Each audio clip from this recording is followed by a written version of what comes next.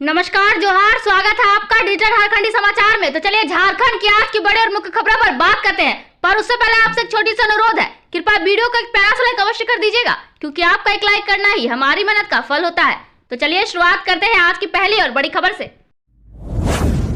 मैया सम्मान योजना को लेकर सोशल मीडिया वॉर, 18 लाख महिलाओं के काटे गए नाम, बाबूलाल मरांडी के सवाल पर झामुमो का पलटवार। झारखंड सरकार की ओर से मैया सम्मान योजना की राशि जारी कर दी गई है। 3 महीने की बकाया राशि एक साथ लाभार्थियों के खाते में पहुंच रही है। इस बीच नेता प्रतिपक्ष बाबूलाल मरांडी ने झारखंड सरकार पर आरोप लगाया है कि 18 लाख महिलाओं के खाते में मैया सम्मान की राशि रोक दी गई है। इसे लेकर उन्होंने सोशल मीडिया के जरिए सीएम हेमंत सोरेन से सवाल भी किया है, जिसके बाद जेएमएम की ओर से भी जवाब दिया गया है। दरअसल नेता प्रतिपक्ष बाबूलाल मरांडी ने सोशल मीडिया एक्स पर पोस्ट किया है कि हेमंत सोरेन जी ने चुनाव से पहले 56 लाख महिलाओं को मैया सम्मान योजना की राशि देने की घोषणा की थी, लेकिन सिर्फ 38 लाख को ही दी है। हेमंत जी, बाकी 18 लाख महिलाओं ने आपका क्या बिगाड़ा है? बाबूलाल मरांडी ने आगे लिखा कि अभी मात्र 38 लाख महिलाओं के खाते में ही राशि भेजी जा रही है।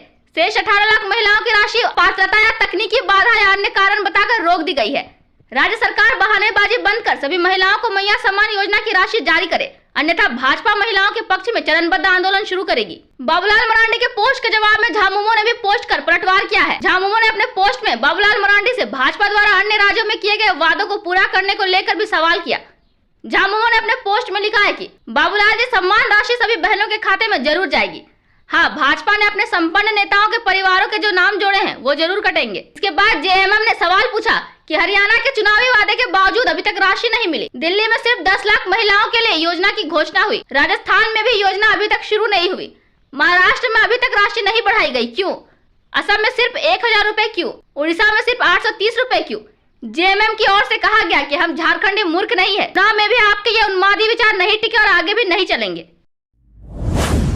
झारखंड में जून में आएगा मैट्रिक इंटर का रिजल्ट। 25 मार्च तक ली जाएंगी प्रैक्टिकल परीक्षाएं। मार्च के अंतिम सप्ताह से जांची जाएंगी कॉपियां। होली त्योहार के बीच झारखंड के मैट्रिक और इंटर की परीक्षा में शामिल हुए स्टूडेंट्स के लिए अच्छी खबर है। झारखंड एकेडमिक काउंसिल सूत्र के मुताबिक होली के बाद से मैट्रिक इंटर की परीक्षा की कॉपियों का मूल्यांकन शुरू हो जाएगा। इसके बाद रिजल्ट से संबंधित तमाम जरूरी प्रक्रिया पूरी करने के बाद जून में रिजल्ट जारी किया जाएगा। बोर्ड सूत्रों के मुताबिक जून के पहले सप्ताह में रिजल्ट जारी करने की पूरी संभावना है। हालांकि अभी बोर्ड की ओर से कॉपियों के मूल्यांकन शुरू करने को लेकर आधिकारिक जानकारी नहीं दी गई है, पर सोर्स बता रहे हैं कि बोर्ड इसकी तैयारी में होली से पहले ही जुटा हुआ है। राज्य में मैट्रिक इंटर की परीक्षाएं 11 फरवरी से ली गई थी। पहले थ्योरी पेपर की परीक्षाएं ली जाती है, इसके बाद प्रैक्टिकल विषयों की परीक्षाएं स्कूल कॉलेज स्तर पर ली जाती है।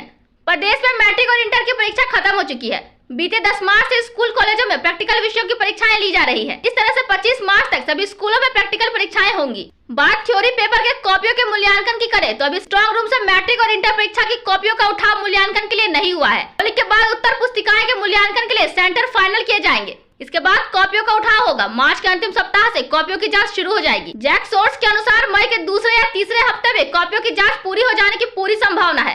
राज्य में बोर्ड परीक्षाओं के परिणाम 2 चरण में जारी करने का ट्रेंड रहा है। बताया गया है कि 10वीं यानी मैट्रिक परीक्षा के परिणाम मई के अंतिम सप्ताह में जारी किए जाएंगे। मैट्रिक के साथ ही साथ 12वीं साइंस के परिणाम भी जारी कर दिए जाएंगे। इसके बाद 12वीं बोर्ड के इंटर आर्ट्स और कॉमर्स परीक्षा परिणाम जून के पहले सप्ताह में जारी होने की संभावना है। इससे पहले भी इसी दौरान परीक्षा के परिणाम जारी होते रहे हैं।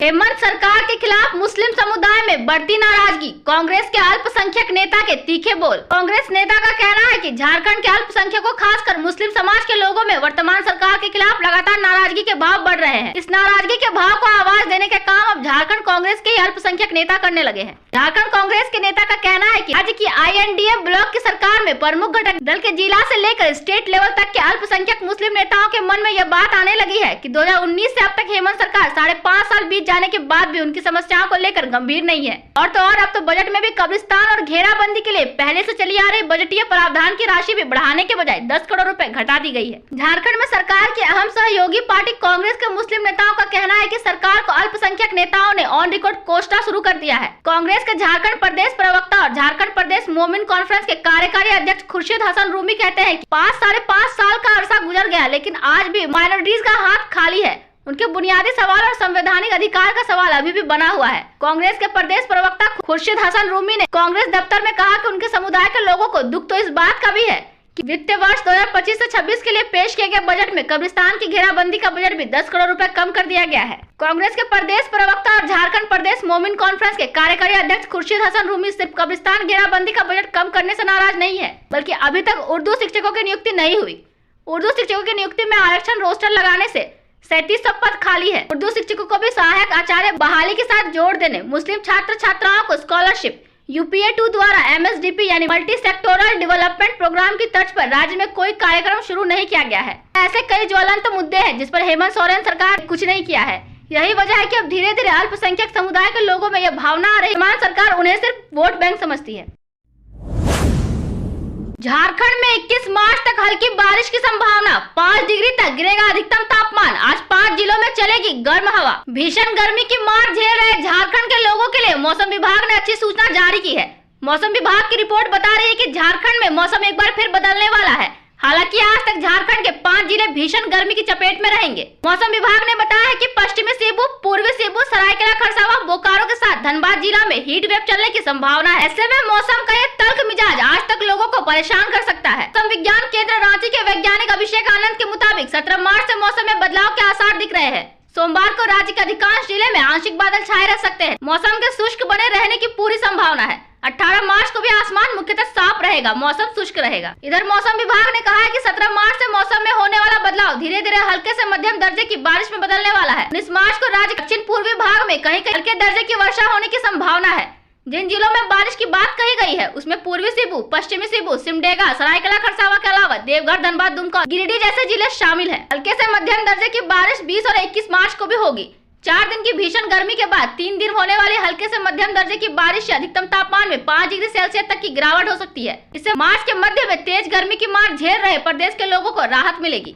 बात पिछले 24 घंटे के मौसम की करें तो राज्य में मौसम शुष्क रहा है। सबसे अधिक उच्चतम तापमान चाईबासा का दर्ज किया गया है। वहीं सबसे कम न्यूनतम तापमान 15.2 डिग्री सेल्सियस खूंटी का दर्ज किया गया है।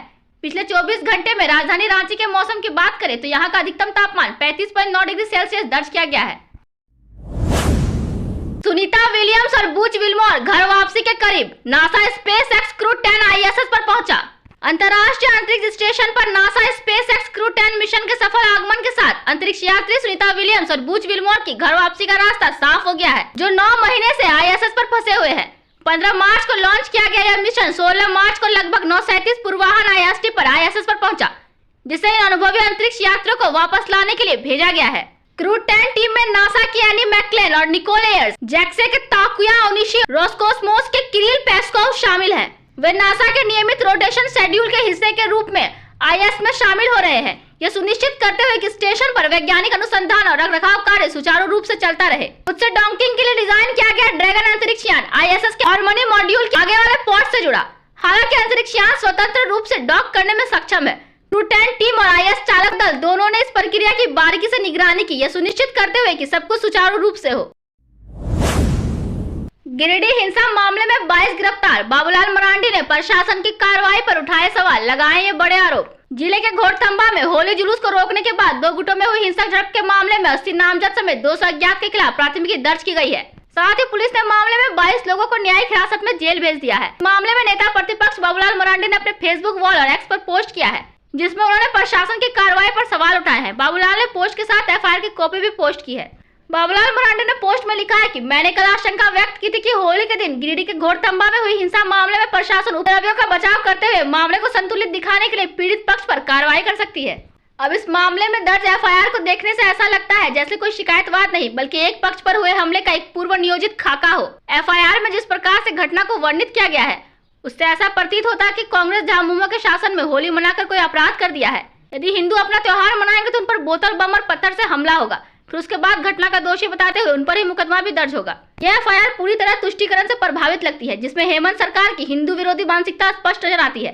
पीड़ित एक पक्ष को कटघरे में खड़ा कर उन्हें दोषी ठहराया जाने सुनियोजित साजिश रची गई है। घटना के असली गुनहगारों को बचाने की पटकथा FIR लिखकर सरकार ने उपद्रवियों का मनोबल बढ़ाने और भविष्य में उनके ऊपर ऐसे ही हिंसक हमले करने के लिए प्रेरित किया है। बाबा बैद्यनाथ धाम पहुंचे रघुवर दास, परिवार संघ की पूजा। कहा कांग्रेस, झामुमो और राजद की सरकार में सांप्रदायिक तनाव बढ़ता है। देवघर में झारखंड के पूर्व मुख्यमंत्री रघुवर दास ने राज्य सरकार की व्यवस्था पर बड़ा सवाल खड़ा करते हुए गंभीर बात कही है। उन्होंने होली के दौरान गिरिडीह में हुई हिंसक झड़प को दुर्भाग्यपूर्ण बताया। कहा कि भाजपा शासन में किसी की हिम्मत नहीं थी कि सांप्रदायिक सौहार्द बिगाड़े। उन्होंने आरोप लगाया कि इंडिया गठबंधन पोर्ट 2 में दंगे हो रहे हैं। इंडिया गठबंधन पोर्ट 1 में भी रांची और लोहरदगा में दंगे हुए थे।